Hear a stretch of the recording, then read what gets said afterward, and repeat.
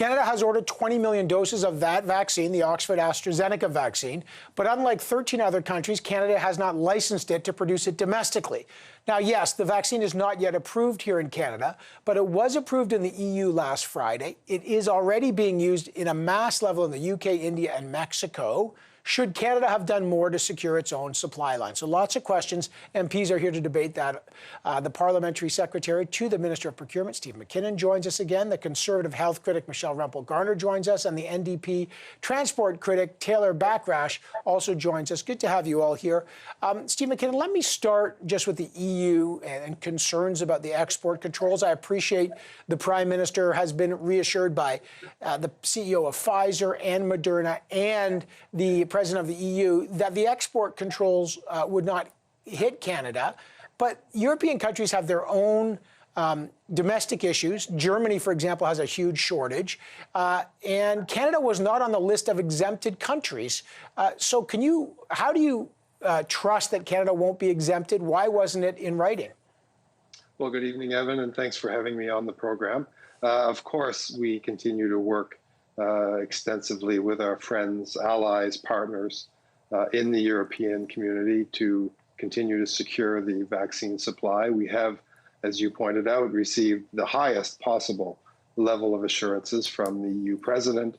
Madam Ng has received reassurances from her counterpart at the EU, and our diplomats, of course, are engaged at the EU and throughout the region. And we are confident that those supply lines and that cooperation that has extended through this pandemic will continue. Now, it must be said, just like it is true in this country, there's significant tension around the delivery of vaccines as production ramps up and approvals are granted to meet the, of course, crushing demand and urgent demand. I think everyone feels the urgency of the demand for vaccines, and we're working around the clock to ensure their delivery. We are again reassured, and it must be repeated, that we have secured 6 million doses of the 2 approved vaccines. Right. We have good news on 3 other vaccines. They are, of course, in various stages of examination by the independent regulator here in Canada. And if that proves to come true, then we will, of course, have access to more vaccines, and we will ramp up significantly through the year. Which is good, but we still weren't on the exempted list in writing. And again, Rempel, what's your thought on that, Rempel Garner? Again, the Prime Minister and the ministers have spoken to all the heads of these vaccine companies, the head of the EU, the President of the EU. They keep assuring Canada, you'll get your 6 million. Those doses are coming. Is that enough for you? Well, if those assurances were so sound, then why wasn't Canada on the exemption list? I mean, it is a big cause for concern. And to put this into context, why this is concerning for Canadians is that the vast majority of the vaccines that Canada has ordered are slated to be manufactured in the EU, including the AstraZeneca vaccine. So if these restrictions come to pass, then we have a huge problem on our hands because we don't have that domestic capacity, as you mentioned. I guess what's surprising for me is why this was a shock to the government, because in the early days of the pandemic, we saw nationalism with personal protective equipment like masks, gloves, and then ventilators with other countries around the world. So why didn't we see this coming? It seems like a pretty big flaw that needs to be fixed pretty quickly. And there's nothing to sort of assume that this situation isn't going to get worse or flare up again. So I think that the government needs to get us formally and publicly put on the exemption list. I also think that they need to brief premiers on the risk so that premiers can understand what this means for supply chains. And then, frankly, we've spent hundreds of billions of dollars. The UK was able to ramp up domestic manufacturing capacity in a 10-month period. How come we weren't able to do the same, and why aren't we on track to do that right now? All right. I should just say this. To be fair, Germany, for example, owns the BioNTech. That's a German company. They have had zero domestic production. I know they're putting up a factory now. They have massive shortages, as have many of the 27 EU countries. Canada is not alone. It doesn't excuse Canada, but even countries that, where they have a domestic maker, Mr. Bachrach, are But experiencing. they're getting some, right? Well, they're getting some, but they have massive shortages there. But Mr. Bachrach, what's your concern? We're not on the exemption list, but we've had the reassurances. What's your take? Sure. So you mentioned domestic capacity to manufacture the vaccines. That's a real concern. Canada used to have that capacity, but we don't anymore because of the poor choices of previous governments. Talking about the exemption list, Evan, off the top, that if we have those assurances, why doesn't Canada's name appear on that exemption list? It's about transparency. We keep getting all these promises and we keep having the Prime Minister tell us that there's a plan, but what Canadians are seeing is that the plan doesn't seem to be working. And I talk to people in small rural communities, Indigenous communities in Northwest BC. They want to know when the vaccine is coming, and these delays are having a real impact on when they get those shots. I should say, I know you're referring to the Connaught Labs, which is a publicly owned lab that was shut under Brian Mulroney. Successive Conservative and Liberal governments didn't do anything about it. Although private pharmaceuticals have had the ability to manufacture vaccines. We do it all the time. Just apparently not this one for some reason. But let me just go back to you, Mr. MacKinnon. Can you just answer the question, if those assurances were there, why wasn't Canada on the exempt list? Look, what we can say, obviously, explicitly, is that we've had live conversations with the most senior, most officials throughout the EU, and we will continue to have those conversations to keep those supply lines open.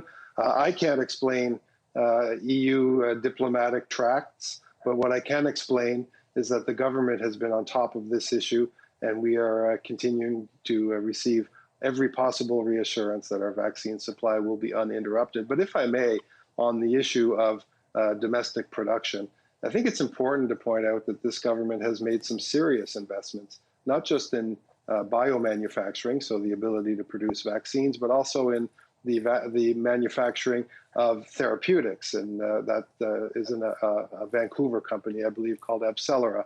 But we've made investments and announced them in Medicago, which, of course, is pursuing its own quest for a vaccine, and we are all very, very hopeful about it.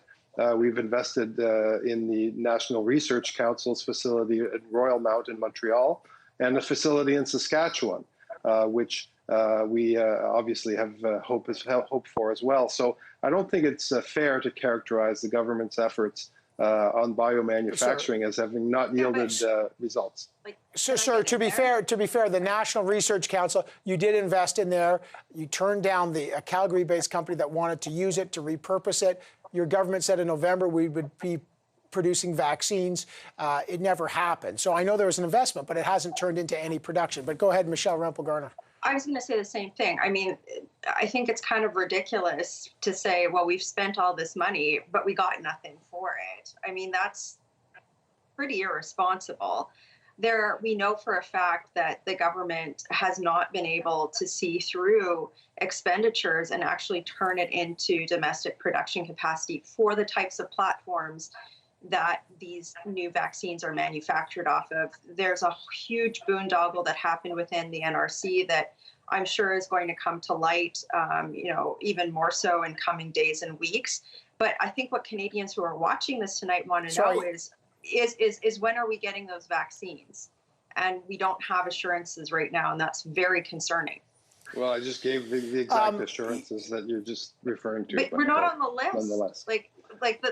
Did they forget us? I mean, if you've got assurances, then why aren't we published? There have been assurances. It's not in writing. Just to be fair, there have been assurances. Go ahead, Mr. MacKinnon. Well, I was just going to say that it's not fair to characterize the message to Canadians as no reassurance. In fact, we've given the precise reassurance that Madam Rempel says she seeks. But there have been verbal ones, for sure. Let me just get the last word, just for fairness, Mr. Bachrach. There have been assurances on the demand, but not in writing. So they're concerned. We're going to put an asterisk there. But real quick, there will be coming. You know, the truth is, the promised contracts for Moderna and Pfizer are supposed to come. We may get AstraZeneca, Johnson & Johnson coming online. Are you confident that Canada will still be able to meet its targets, sir?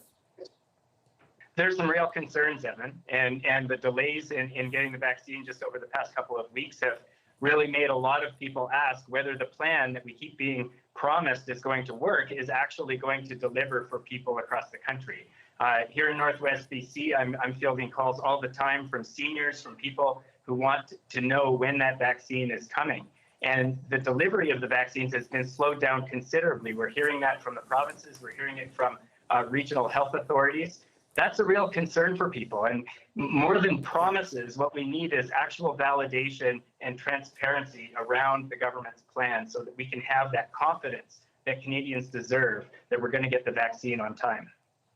Well, Evan, I don't know if my friend from British Columbia has been following this, but we do update those numbers with the provinces and territories on a regular basis. I read a story, in fact, about northern British Columbians getting vaccinated in the Yukon, and I know that provinces and territories I think the number for get this BC was data all 0 the time. this week. I think it was 0. Yeah, Okay, hey, guys, Steve MacKinnon, Michelle Rempel, Garner. I wish it was more. And Taylor Bachrach. Unfortunately, I got to leave it there, but let me just do one quick clarification for our viewers who might be wondering what's going on. It's true that the federal government does update the provinces. The problem has been, from the provinces' point of view, those numbers have changed dramatically as Pfizer has cut more than they thought, and even Moderna has cut. So those numbers are fluctuating based on production, which is why the supply issue is there. When they do get numbers, the government is telling the provinces, but obviously the frustration is growing. By the way, it's growing in Europe as well. It's growing around the world.